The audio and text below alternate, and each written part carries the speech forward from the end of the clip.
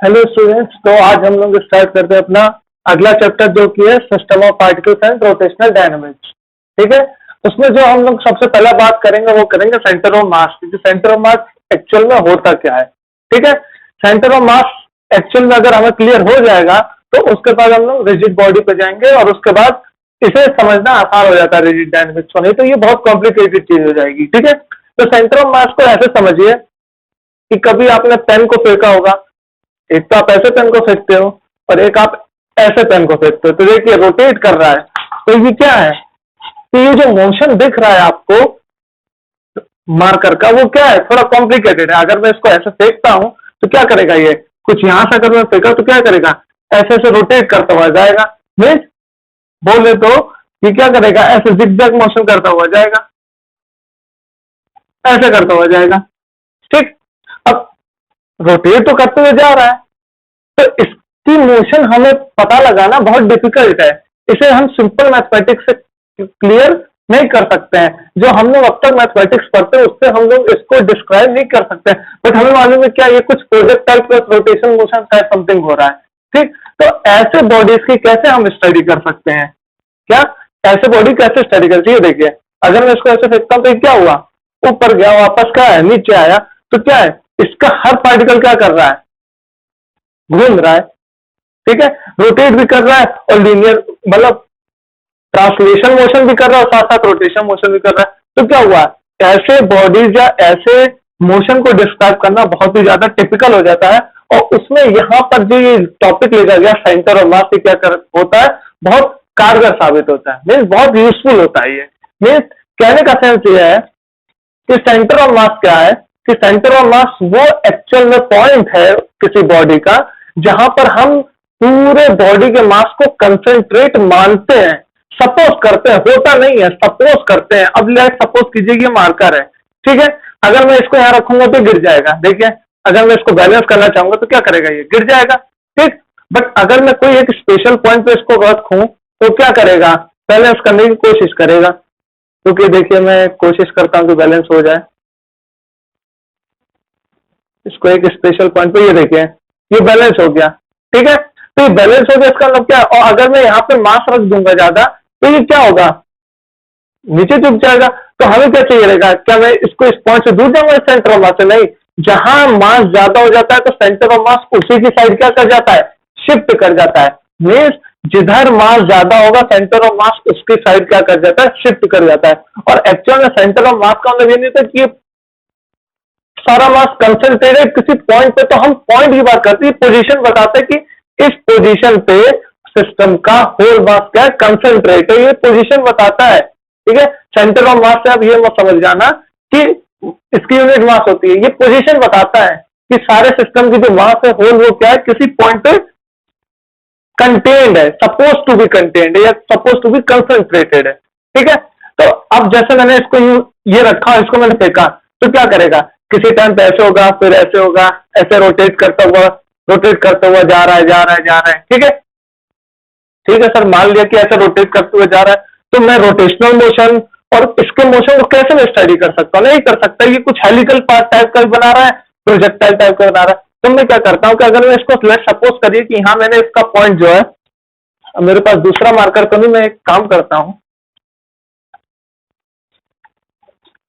ऐसे कुछ यहाँ पे डार्क सा बना देता हूं। अभी तो चल भी नहीं रहा है पेन इस पे। ठीक है, लेट सपोज करिए कि कुछ यहाँ डार्क सा है। ठीक है, सपोज करिए डार्क सा है, और अगर मैं अब क्या कर रहा हूँ, इस डार्क वाले साइड को यहाँ आपके सामने रख रहा हूँ। ठीक है, और मैंने इसको थ्रो किया, तो देखिए ये डार्क साइड जो है, ये वाली साइड, इस पॉइंट को देखिएगा, इस पॉइंट पे आप फोकस कीजिएगा, ये जो पॉइंट है ये इस पॉइंट पे फोकस कीजिएगा। ये अगर लीनियर मोशन कर रहा है, पूरी बॉडी रोटेट करिए, मगर जहां पे हमने मास को कंसंट्रेट माना है, सपोज टू बी कंसंट्रेट, वो क्या हो रहा है, एज अ सिंपल कैसा मोशन कर रहा है, ये लीनियर मोशन कर रहा है एक तरीके से। तो आप देखो तो ये जो डार्क डॉट मैंने बना रखे हैं इस पे, ये क्या सेंटर ऑफ मास की पोजीशन बता रहे थे। देखिए सेंटर ऑफ मास क्या कर रहा है, सिंपली अगर आप इसको मिलाओगे, सेंटर ऑफ मास एक्चुअल में क्या कर रहा है, प्रोजेक्टाइल मोशन कर रहा है। क्या कर रहा है, प्रोजेक्टाइल मोशन कर रहा है। तो अगर मुझे इस पूरे बॉडी की अगर मुझे स्टडी करनी है, क्या अगर मुझे इस पूरे बॉडी की स्टडी करनी है, तो मैं सिंपली क्या करूँ, इसके सेंटर ऑफ मास का ही क्या कर लूँ, जो मोशन हो रहा था उसकी स्टडी कर लूँ, तो मैं पूरे बॉडी की स्टडी कर लूंगा कि हाँ भाई इतने टाइम में यहां से यहाँ पहुंच गया। ठीक, तो सेंटर ऑफ मास एक्चुअल में क्या है, सेंटर ऑफ मास एक्चुअल में एक मैथमेटिकल कॉन्सेप्ट है। क्या है, मैथमेटिकल कॉन्सेप्ट है, या आप बोल सकते हैं मैथमेटिकल ट्रिक है, जिसके बिहाफ पे हम लोग कॉम्प्लिकेटेड मोशन को इजीली सॉल्व कर सकते हैं। ठीक है, तो ये सेंटर ऑफ मास की फिर डेफिनेशन क्या होगी, तो सेंटर ऑफ मास की डेफिनेशन क्या है कि special point where the entire mass of the body is suppose to be concentrated, means कि एक ऐसा स्पेशल पॉइंट किसी सिस्टम में जहां पे हम सपोज कर रहे हैं कि पूरी की पूरी बॉडी की मास क्या है, कंसेंट्रेट है, तो ऐसे पॉइंट को हम क्या बोलते हैं, सेंटर ऑफ मास। क्या बोलते हैं, सेंटर ऑफ मास, और इसको शॉर्ट में लिखेंगे COM। ठीक है, तो आई होप आपको यहां क्लियर हो गया होगा कि सेंटर ऑफ मास एक्चुअल में क्या होता है।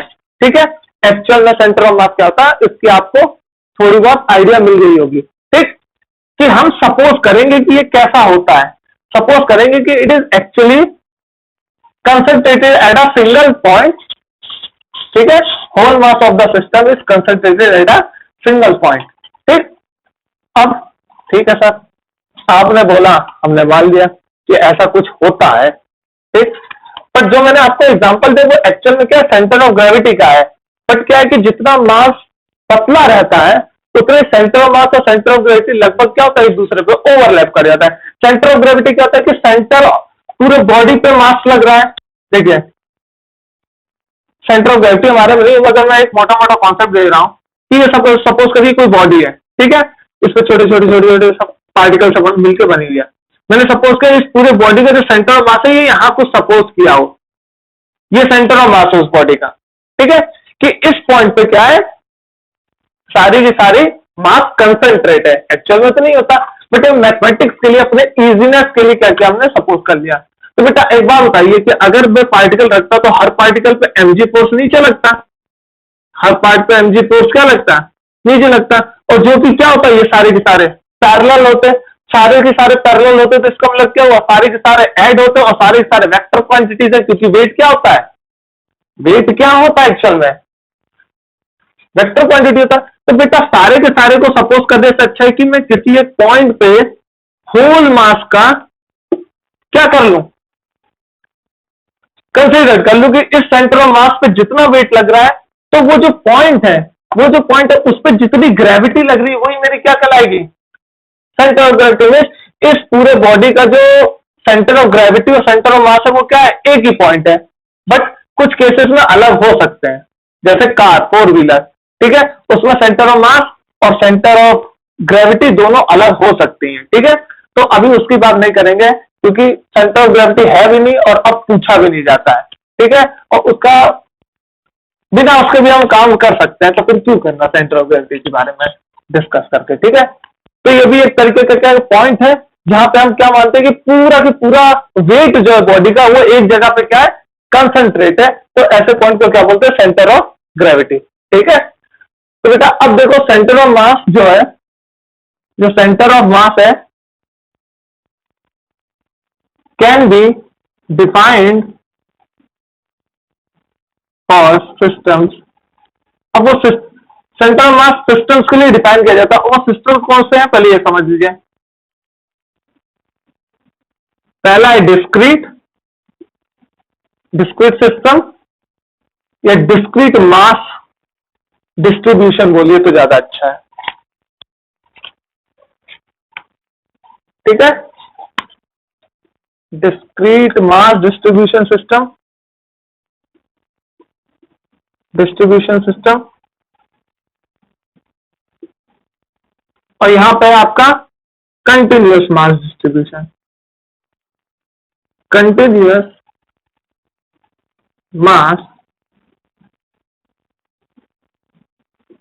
Distribution system. ठीक, अब एक्चुअल में क्या होता है कि डिस्क्रीट में क्या होता है बेटा कि हमारी कोई कोऑर्डिनेट एक्सिस है, वहां पे क्या है कि छोटे छोटे पॉइंट साइज पार्टिकल रहते हैं जिनका कुछ मास रहेगा, बट ये दोनों, इन सबको मैं क्या कर सकता हूं, गिन सकता हूं। ठीक है, ये सबको क्या कर सकते हैं, गिन सकते हैं। और इनका जो पोजीशन वेक्टर होगा वो R1 वेक्टर ओरिजिन से, इनका R2 वेक्टर, इनका R3 वेक्टर, ऐसे हम क्या कर सकते हैं, उनके पोजीशन वेक्टर फॉर्म बना सकते हैं। ठीक है, तो ऐसे पॉइंट्स की जो सेंटर ऑफ मास होते हैं, ऐसे पॉइंट पार्टिकल्स के जो सेंटर ऑफ मास होते हैं उनकी स्टडी की जाती है। ठीक है, तो ये ढेर सारे पॉइंट होते हैं, इनका सपोज करो यहाँ पे कहीं सेंटर ऑफ मास होगा, ये पूरा एक सिस्टम है जो कि पार्टिकल से बना हुआ है। तो वो सिस्टम का जो कहीं सेंटर ऑफ मास होगा वो कहीं यहाँ कंसंट्रेट होगा, जिसका हम पोजीशन वेक्टर क्या बोल देंगे, RCOM वेक्टर्स बोल देंगे। ठीक है, तो ऐसे कुछ सपोज करते हैं, तो ये इसे कहते हैं डिस्क्रीट मास डिस्ट्रीब्यूशन सिस्टम में, कि जो जितने भी मास है वो क्या है, डिस्क्रीट है, हम गिन सकते हैं उन्हें, अलग अलग दिख रहे हैं। ठीक है, कंटिन्यूअस नहीं है। बट अगर कोई पूरा सिस्टम है, ये कोई पूरा होल सिस्टम है, ठीक है, अब इसकी बात की जाए तो क्या होगा, इसका मास तो m है। अब ऐसे सिस्टम्स की कैसे बात कर सकते हैं, जरा सोच के बताइए आप कैसे बात करेंगे। ठीक है, सोच के बताइए कैसे होगा, जल्दी से सोचिए। तो हमें तो मालूम है कि ऐसे कंटिन्यूअस जब भी होते हैं तो हम क्या लगता है, एक छोटा सा एलिमेंट्री पार्ट लेते हैं जिसका मास dm होगा, और उसका पोजीशन वेक्टर क्या करेंगे, सपोज कर लेंगे, इसका क्या करेंगे, इंटीग्रेट करके अपना काम खत्म कर देंगे। बिल्कुल, जो भी सोचा सही सोचा। क्यों, क्योंकि यहाँ पे जो मास है वो कंटिन्यूअस है, यहाँ पॉइंट साइज मास नहीं है। यहाँ क्या मास हर जगह क्या करना, वेरी कर सकता है, कांस्टेंट रह सकता है, यूनिफॉर्म रह सकता है, बट क्या है, होल मास। जैसे ये बोर्ड, इसको मैं हर पार्टिकल की बात नहीं कर सकता ना, तो मैं क्या करूंगा, छोटा सा पार्ट लूंगा कि भैया ये dx और dy है। dx में लिमिट लगा दूंगा 0 से n, और क्या लगा दूंगा, y में क्या लगा दूंगा, 0 से b लगा दूंगा। मेरा काम हो जाएगा, मुझे एरिया मिल जाएगा, मुझे मास मिल जाएगा। अगर मैं ये सपोज कर लूं कि छोटा सा dm मास है इसका, ठीक है, तो एक्स वाई में क्या कर दूं, लिमिट लगा दूंगा और dm को एक्स वाई के फॉर्म में लिख दूं, तो मेरा क्या हो जाएगा, काम बन जाएगा, मुझे पूरा मास मिल जाएगा इस बोर्ड का, अगर मैं छोटा सा मास कंसीडर करके चलूं। ठीक, तो ऐसे हमें सेंटर ऑफ मास को क्या करना है, कंसीडर करना है। तो ये ऐसे सिस्टम, दो सिस्टम होते हैं, एक डिस्क्रीट और एक कंटिन्यूअस। तो पहले हम डिस्क्रीट की बात करेंगे, उसके बाद हम आएंगे कंटिन्यूअस सिस्टम पे। ठीक है, तो पहले बात करते हैं डिस्क्रीट की, कि डिस्क्रीट में एक्चुअल में क्या होता है। ठीक है बेटा, पूरा की पूरा मैथमेटिकल कॉन्सेप्ट है, इसमें फिजिकल सिग्निफिकेंस बस आप फील कर सकते हो, इसके फिजिकल सिग्निफिकेंस को फील कर सकते हो कब,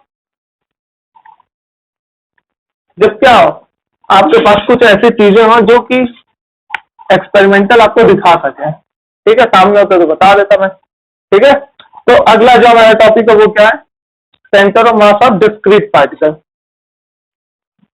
centre of mass of discrete particles. चलिए centre of mass of discrete particle की बेटा बात करने, तो समझिए कि ऐसा है,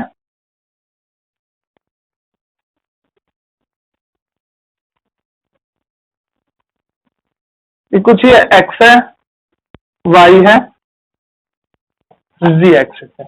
ठीक, अब क्या किया, यहां पे कुछ m1 पार्टिकल है, उसका मास m है।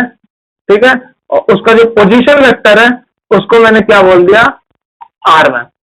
ठीक, यहां पे कुछ m2 मास है जिसका पोजीशन वेक्टर क्या है, r2 है। यहां कुछ मान लेते ढेर सारे पार्टिकल्स है, और कुछ यहाँ पे nth पार्टिकल है जिसका मास क्या है n, और उसका जो पोजीशन है वो क्या है, r है। ठीक, और ले सपोज करिए यहाँ पे कहीं पे हमें मालूम है कि ये हमारा क्या है, सेंटर ऑफ मास, जिसका पोजीशन वेक्टर क्या हो गया, RCOM। ठीक है, ये कोई सेंटर ऑफ मास होगा इस पूरे सिस्टम का, ये जो जितने ढेर सारे पार्टिकल है उसका सेंटर ऑफ मास कहीं यहाँ होगा, सपोज कर रहे हैं, होगा कि नहीं होगा ये नहीं मालूम, सपोज कर रहे हैं, क्योंकि हम मैथमेटिकल फॉर्मुलेशन बनाना है। ठीक है, तो हर का पोजीशन वेक्टर निकालो, तो इस सेंटर ऑफ मास का पोजीशन वेक्टर क्या हो गया, RCOM।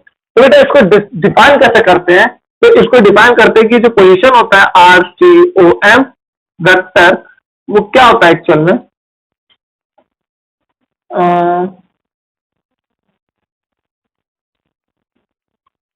M1 R1 vector plus m2 r2 vector plus m3 r3 vector plus and so on plus mn rn vector upon, ठीक, अपॉन क्या होगा, total mass of the particle mn, ठीक। अच्छा, इसी को मैं और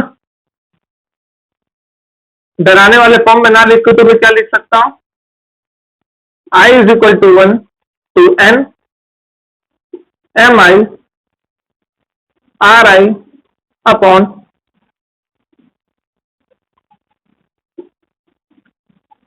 n mi, ठीक है। तो ये हमारा क्या हो गया, position vector of R centre of mass कि कोऑर्डिनेट के सेंटर से जो हम एक्सेस कंसीडर करेंगे या जो सिस्टम करेंगे वहां से सेंटर ऑफ मास की जो पोजीशन वेक्टर है वो क्या होगी, वो हम इस फॉर्मूले से क्या कर सकते हैं, फाइंड आउट कर सकते हैं, ठीक है। तो ये इसका फॉर्मूला है, ये आपको याद रखना है, ठीक है। याद क्या करना है, सिंपल सा है, m1 r1 m2 r2 में ये एवरेज है, टोटल वेटेज ऑफ एवरेज है, ठीक है। ये टोटल वेटेज और एवरेज, सबका जो एवरेज होता है वो बताया गया है इसमें, ठीक। तो आई होप आपको क्लियर हो गया होगा। अच्छा बेटा एक बात बताइए, ये जो RCOM है इसके अगर मैं पॉइंट की बात करूं तो क्या होगा, कुछ ये XCOM होगा, YCOM होगा और ZCOM होगा। अरे सबका कुछ ना कुछ पॉइंट होगा ना, XY, X1 Y1 Z1, इसका कुछ होगा X2 Y2 Z2, ठीक। इसका कुछ होगा XN YN ZN, तो इसका भी कुछ होगा ना XCOM YCOM और ZCOM। तो बेटा अगर मैं अलग अलग निकालना चाहूं कि ये XCOM में कि जो मेरा सेंटर ऑफ मास है वो एक्स एक्सिस पे कितना है, तो मैं उसके लिए कैसे करूंगा, तो यहाँ पे क्या बेटा, यहाँ R1 R2 था, जब x की बात की तो सिंपली यहाँ पे कौन सा पोजीशन वेक्टर आएगा, सिंपली r का आएगा, बट यहाँ पे मुझे पोजीशन ही तो फाइंड करनी है, तो मैं क्या कर सकता हूं, m1 x1 plus m2 x2 and so on upon m1 plus m2 plus and so on. Similarly अगर मैं YCOM की बात करूं तो सिंपली मुझे क्या चाहिए, इन जितने भी मास है इनका जो कंसंट्रेटेड मास है टोटल y एक्सिस पे वो मुझे निकालना है। मींस बेटा ये बताता है कि जितनी भी मासेज हैं ये x एक्सिस पे भी तो रिस्पॉन्सिबल है ना, x एक्सिस पे भी तो कुछ ना कुछ इफेक्ट दे रही है। तो जो सेंटर ऑफ मास है तो वो centre of mass x axis का जो सेंटर ऑफ मास होगा वो क्या होगा, इनके वजह से तो ही होगा ना, इनके वजह से होगा। अगर मैं सिंपली r की बात कर रहा था तो ये तीनों क्या कर रहे थे, x कर रहे थे, बट मुझे सिंपली x की चाहिए, तो सिंपली मैं क्या करूंगा, हर मास के x कोऑर्डिनेट को ले लिया, ठीक। अगर मैं y की बात करूंगा तो हर मास के क्या लूंगा, y कोऑर्डिनेट को क्या करूंगा, कंसीडर करूंगा। Means m1 y1 plus m2 y2 upon m1 plus m2 plus and so on. Similarly अगर मैं z एक्सिस की बात करूंगा तो क्या होगा, m1 z1 plus m2 z2 and so on upon m1 plus m2 and so on, ठीक। तो ये था बेटा आपका सेंटर ऑफ मास के बारे में, ठीक, कि सेंटर ऑफ मास में कैसे कैसे वेलोसिटी चेंज करेगी, कैसे सॉरी पोजीशन जो होगा वो कैसे होगा, और पोजीशन के हर पॉइंट के अगर मुझे कोऑर्डिनेट्स निकालना तो मैं ऐसे निकाल सकता हूं। ठीक है बेटा, चलो अब आगे बात करते हैं कि आगे क्या हो रहा है।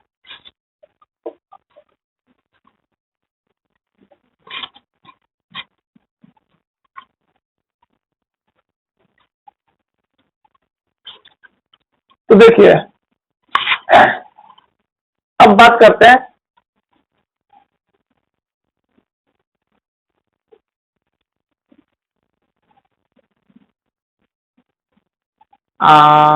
हेडिंग क्या डालूंगा, वेलोसिटी की बात करनी है। हेडिंग एक बार देख लो बेटा, velocity of centre of mass क्या है, वेलोसिटी ऑफ सेंटर ऑफ मास। बेटा सेंटर ऑफ मास अगर मूव कर रहा हो तो कैसे मूव कर रहा हो? तो ऐसे सपोज कंसीडर करो ये कुछ मास m1 है और ये कुछ मास m2 है, तो बेटा सेंटर ऑफ मास क्या होगा? इन दोनों के बीच में कहीं लाई कर रहा होगा।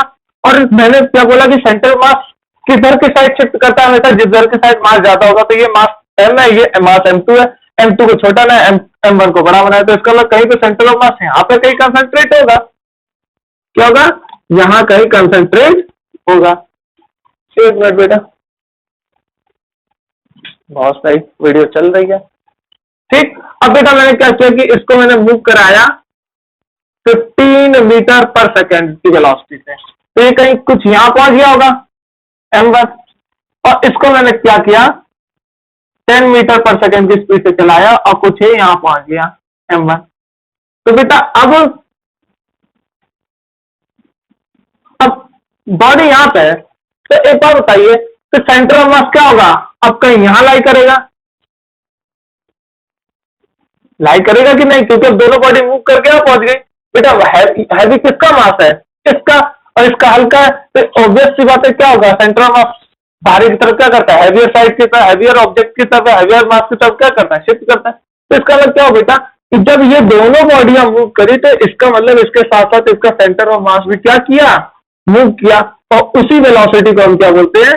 VCOM, velocity of centre of mass. ठीक, तो चलो इसकी बात कर लेते हैं। बेटा हमें मालूम है कि अभी हमने पढ़ा था कि जो R था, RCOM, वो क्या था?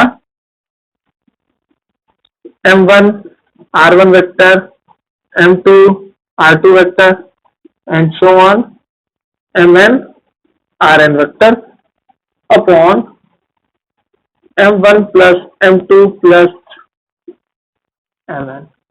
अब क्या करते हैं बेटा, अगर तो वेलोसिटी चाहिए तो यहाँ पे कहता है differentiate with respect to time कर देते हैं।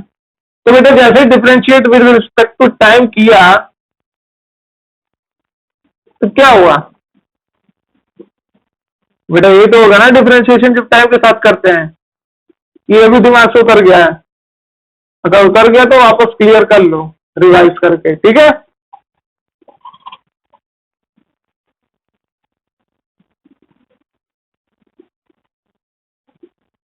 अब मैं बार बार डिफरेंशिएशन तो बताऊंगा नहीं।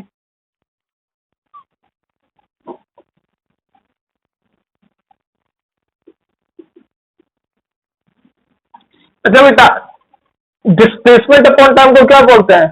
वेलोसिटी तो बोलते हैं। तो यहाँ क्या हो जाएगा?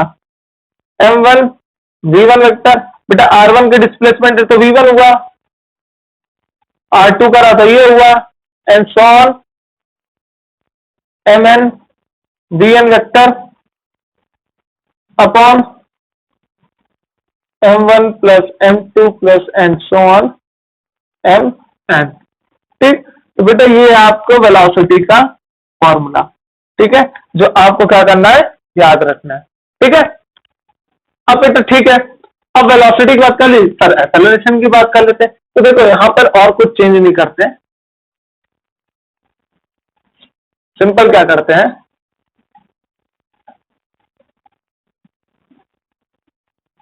एक्सेलरेशन ऑफ सेंटर ऑफ मास की बात कर लेते हैं। तो ये 10 मीटर है तो इसको मैं तो ये कर देना, इसकी यूनिट बस चेंज करेगा, मीटर पर सेकंड। कोई बॉडी एक्सेलरेट कर रही है m1 इस साइड और ये करिए इस साइड, ठीक, तो ये जो VCOM होगा तो वो क्या हो जाएगा बेटा? अगर दो बॉडी एक्सेलरेट कर रही है मीन्स उनकी स्पीड बढ़ती जा रही है, तो क्या होगा? उनका ये दोनों बॉडी इधर मूव करेंगी तो क्या होगा? सेंटर ऑफ मास क्या करेगा हमारा? वो भी क्या करेगा? एक्सेलरेट करेगा, ठीक है, वो भी क्या करेगा? एक्सेलरेट करेगा। तो बेटा एक बार होता है जब दोनों बॉडी मूव कर रही है, एक्सेलरेट कर रही है, तो इसका मतलब वो सेंटर ऑफ मास भी क्या करेगा? एक्सेलरेट करेगा, ऑब्वियस सी बात है। अब उसको कैसे निकालोगे? तो बेटा जैसे यहां पर r का डिफरेंशिएशन किया तो v मिला, अब हम क्या करेंगे? v का डिफरेंशिएशन करेंगे। तो मैं ये फॉर्मूला ना हटा के सिंपली क्या कर रहा हूं, इस फॉर्मूले को ना हटा के सिंपली मैं क्या कर रहा हूं, बस इतना ही चीज हटा रहा हूं, ठीक है बेटा? इसीलिए इस फिगर को नहीं हटाया क्योंकि फिर से यही बनाना पड़ता, ठीक है? वहां वेलोसिटी कोई कांस्टेंट वेलोसिटी से मूव कर रही थी प्रीवियस केस में, यहां पर वही बॉडी एक्सेलरेट कर रही है, ये एक्सेलरेशन दिया हुआ है, ये A2 का एक्सेलरेशन है, ये A1 का एक्सेलरेशन है, ठीक। और ये एक्सेलरेट कर रही होगी सेंटर ऑफ मास। अब बेटा क्या करोगे, इसका अगर मैं with respect to time derivative करूं तो क्या होगा, COM dt इजिकल टू क्या हो जाएगा, M1 dV1 अपॉन dt प्लस M2 dV2 अपॉन dt plus and so on plus Mn dVn अपॉन dt whole M1 plus M2 plus Mn। अच्छा बेटा, इसको क्या बोलते हैं, rate of change of velocity को एक्सेलरेशन, मगर ये कौन सा है, BCM है, तो ये क्या हो जाएगा, सेंटर ऑफ मास, ये क्या हो जाएगा हमारा M1 V1, ये क्या हो जाएगा, और सॉरी A1, ये क्या, तो आप लोग कहोगे कि ओवर राइटिंग कर देते हैं, दिख नहीं रहा है,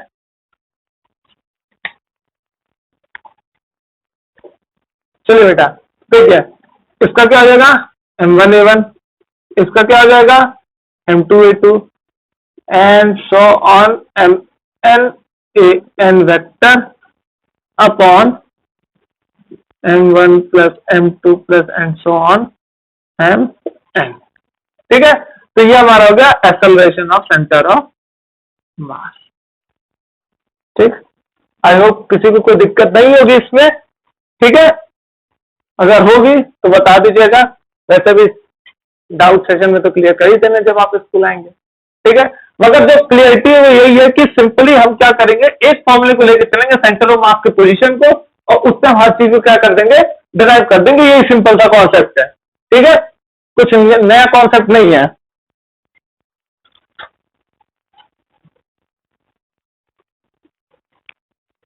चलिए, तो इसके बेसिस पे एक चीज देख लेते हैं कि कैसे होता है, जिससे आप क्या हो, थोड़ा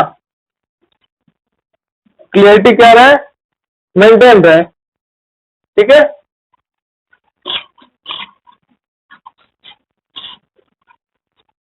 अब वो ये बेटा कि एक हम कोई क्वेश्चन दे लेते हैं कि बेटा दो मास है,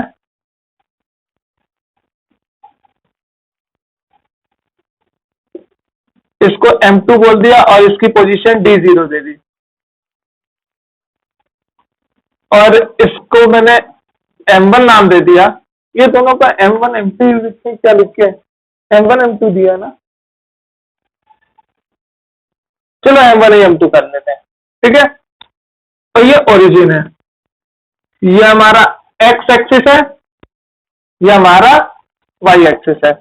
अब बताइए कि यहां पर जो सेंटर ऑफ मास होगा वो कहां होगा, सेंटर ऑफ मास फाइंड करना है हमें, locate centre of mass, centre of मास कहां होगा इसको, दो बॉडी का, ठीक है। तो आप ऐसे देख सकते हो कि ले सपोज करिए कि बेटा ये M1 है या M2 है, बट हमें ये नहीं मालूम कि M1 बड़ा है कि M2 बड़ा है, ठीक। तो जाहिर सी बात है जो मास डिस्ट्रीब्यूट हुआ वो तो एक्स एक्सिस में और वाई में तो हुआ नहीं है, तो जाहिर सी बात है इन दोनों के बीच में कहीं लाई करेगा, मैं सपोज मान ले रहा हूं कि यहां लाई करेगा, ठीक है। इसका नाम मैंने दे दिया XCOM और YCOM, ठीक है, इस पॉइंट का नाम मैंने XCOM और YCOM दे दिया। अब हमें XCOM का फॉर्मूला मालूम है, वो क्या है,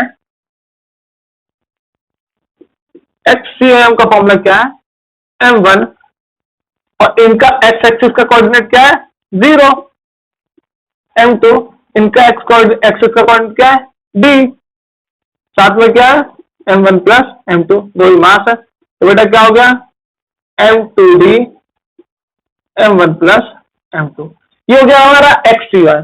अब बेटा YCOM की बात कर लो, यहां से हमें दिख रहा है वैसे बेटा वाई एक्सिस एक्स एक्सिस पे वाई तो 0 रहता है, पर फील कर लो, अच्छा M1 वाई कोऑर्डिनेट क्या है 0, M2 वाई कोऑर्डिनेट क्या है 0 अपॉन M1 प्लस M2, तो इसको क्या बोल सकते हैं 0। तो एक्चुअल में जो आया हमारा आंसर वो क्या था, m2d/m1m+m2.0। ये है हमारा सेंटर ऑफ मास का लोकेशन। ठीक, अच्छा बहुत सी जगह पे ये किया रहता है, बता दे रहा हूं और कैसे कैसे कर सकते हैं।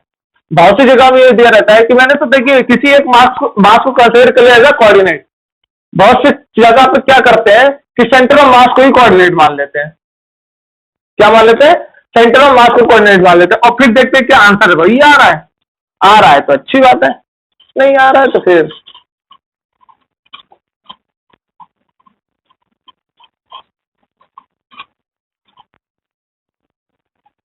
किस तरीके की जाएगी।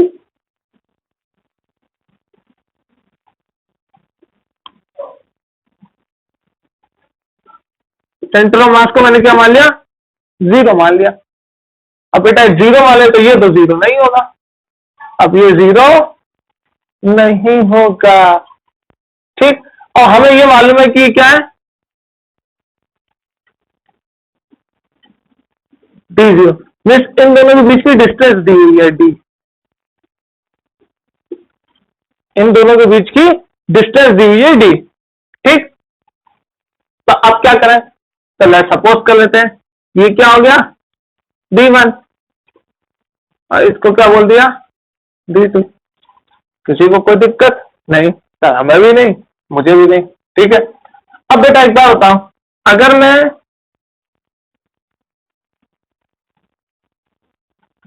XCOM की बात करूं तो वो तो हमारा 0 हम मान के चल रहे हैं। क्या XCOM जो है हमारा वो 0 है, वो मान के चल रहे हैं। तो उसके बेसिस पे ये डिस्टेंस कितनी होगी ये फाइंड आउट कर लेते हैं। तो देखिए M1 कितना है, तो अगर बेटा ये D1 है और Y तो 0 ही होगा तो क्या होगा, इसे D1 0 लिख दो कोई दिक्कत, और इसको D2 0 लिख दो तो कोई दिक्कत नहीं है। तो M1 D1 plus M2 D2 upon M1 plus M2 हो गया। ठीक, इसमें कोई दिक्कत नहीं है। अब बेटा इसको अगर मैं सॉल्व करूंगा तो क्या होगा, M1 D1, क्योंकि ये 0 है ये पूरा मास इधर चला गया तो क्या बचेगा, M1 D1 is equal to M2 D2 is equal to 0। ठीक है सर। अच्छा M1 अगर मैं D1 लिख रहा हूं तो M2 D2 को मैं क्या लिख सकता हूं, कैपिटल D माइनस D1 लिख सकता हूं। कैपिटल D में से इस D में से अगर मैं D1 को माइनस कर दूं तो मुझे D2 मिल जाएगा। ठीक है सर, मान लेते हैं होता है ऐसा। अब बेटा यहां से आप निकालने की कोशिश करो, D1 की वैल्यू निकालने की कोशिश करो तो क्या होगा, M1 D1 plus M2 D minus M2 D1 is equal to 0। अब बेटा यहां से आपको D1 कॉमन दिख रहा है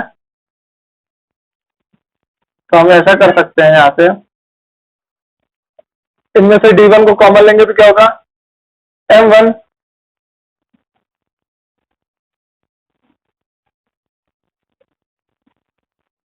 एक मिनट, M1 D1 और M2 D2। ठीक, और D2 को मैंने क्या लिखा, D माइनस D1। ओके, कोई दिक्कत नहीं। फिर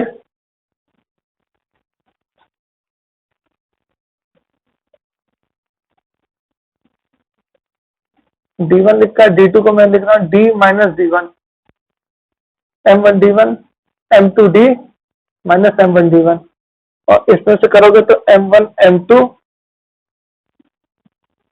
D1 is equal to M2D। ठीक, तो यहां से D1 की वैल्यू क्या आ जाएगी, M2D M1 माइनस M2। ठीक है बेटा, तो ये D1 की वैल्यू होगी, मीन्स कि सेंटर ऑफ मास से इस मास की डिस्टेंस कितनी है, M2D M1 माइनस M2। ठीक है, ये हमारी मिल गई क्या, M1 माइनस M2 की डिस्टेंस। चलो अब बात कर लेते हैं किसके बारे में, D2 के बारे में। बेटा हमें मालूम है कि D minus D1 is equal to क्या होगा, D2 होता है। तो D2 की वैल्यू क्या हो जाएगी, D2 वैल्यू क्या हो जाएगी, D minus M2D upon M1 minus M2। तो यहां से अगर करोगे तो क्या हो जाएगा, M1D माइनस M2D माइनस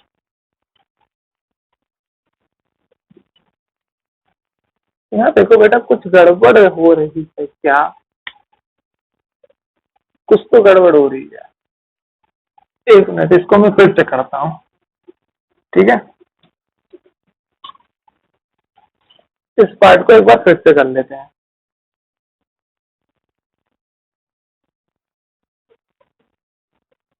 इन दोनों बीच की डिस्टेंस D है, इसको D1 मान लिया, इसको D2 मान लिया।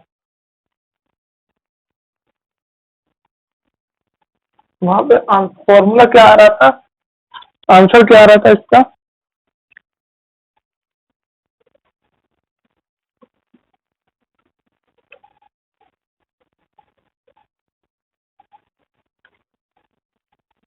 मीन्स D1 जो है, ये वाला जो डिस्टेंस है वो नेगेटिव आएगी और यहां से इसकी डिस्टेंस पॉजिटिव आएगी, ठीक है, कोई दिक्कत नहीं है। D1 ही तो निकालना है, D1 निकाल लो बेटा। यहां से ऐसा करो, यहां से जो आएगा वो कुछ ऐसा आएगा, M1 D1 M1 minus M2 whole bracket D1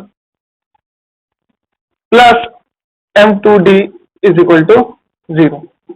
बेटा इसको इधर लेके जाएंगे तो क्या होगा, M2D लेते हैं और इसको उधर लेके जाएंगे तो क्या हो जाएगा, M2 माइनस M1D हो जाएगा ये D1। तो बेटा D1 क्या हो जाएगा, M2D plus M2 minus M1, ठीक है। ये आ गया M1 से मास, ठीक है। ये बेटा हर बार नेगेटिव क्यों आ रहा है, हर बार नेगेटिव ही क्यों आ रहा है, पॉजिटिव आना चाहिए था ना।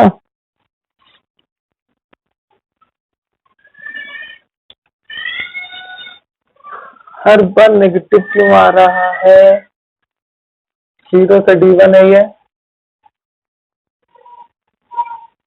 ओके बेटा। ये अगर D1 है तो ये माइनस D1 होगा ना, कोऑर्डिनेट 0 से इधर की साइड आ रहा है, तभी तो मैं कह रहा हूँ गड़बड़ क्यों हो रही है। तो इसका मतलब क्या हुआ, ये माइनस D1 है, मीन्स माइनस साइन आएगा यहाँ पर। बेटा 0 से इधर लेके जाओगे तो एक्स कोऑर्डिनेट नेगेटिव हो जाएगा ना, तो क्या हो जाएगा माइनस, ये क्या हो गया माइनस, ठीक। और M2 D2 है, D2 सही है, हाँ अब सही है।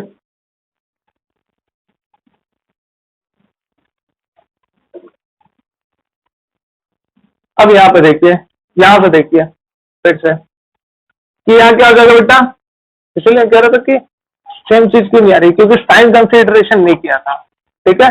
तो ये सब चीजें आप देख लीजिएगा, मिस्टेक ना हो आपसे। बेटा यहाँ क्या है, M1 D1 प्लस, बेटा M2 की बात कर रहा हूं, और ये जो D2 है वो क्या है एक्चुअल में, D2 क्या है, पॉजिटिव है, तो क्या हो जाएगा D पूरा D और साथ ही साथ क्या होगा माइनस D1, तो क्या हो जाएगा D minus D1 is equal to 0। अब यहां से क्या होगा, minus M1 D1 plus M2D minus M2 D1 is equal to 0, ठीक है बेटा। अब यहां पे देखिए क्या होगा, यहां से माइनस कॉमन लेंगे तो क्या होगा, M1 plus M2D plus M2D is equal to 0। तो यहां से बेटा D1 होगा, तो बेटा D1 की वैल्यू क्या आ जाएगी, D1 की वैल्यू क्या आ जाएगी, इसको पहले इधर लेके आऊंगा तो क्या आ जाएगा M2D upon M1 plus M2, यही होगा।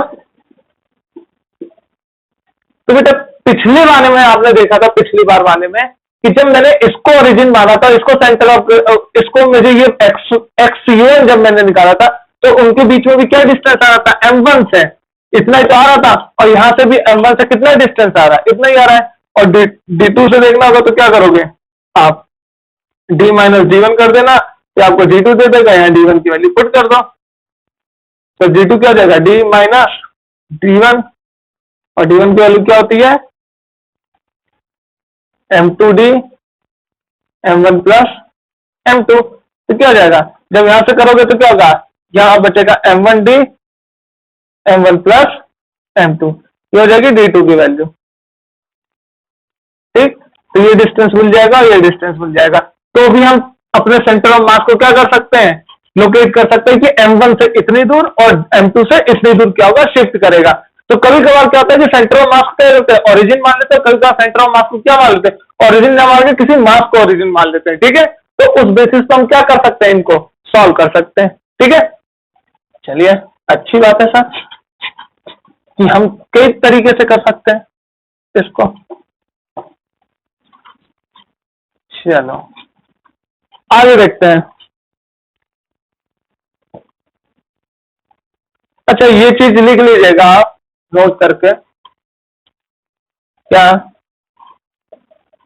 कि अगर दो मास है m1 m2, तो जो सेंटर ऑफ मास होगा वो क्या होगा। ठीक है, इफ पहला पॉइंट है, इफ m1 और m2 अगर बराबर होते हैं then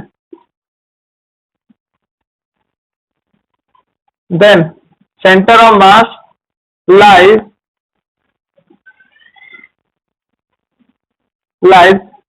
at the middle, at the midpoint, middle क्या होगा, at the midpoint of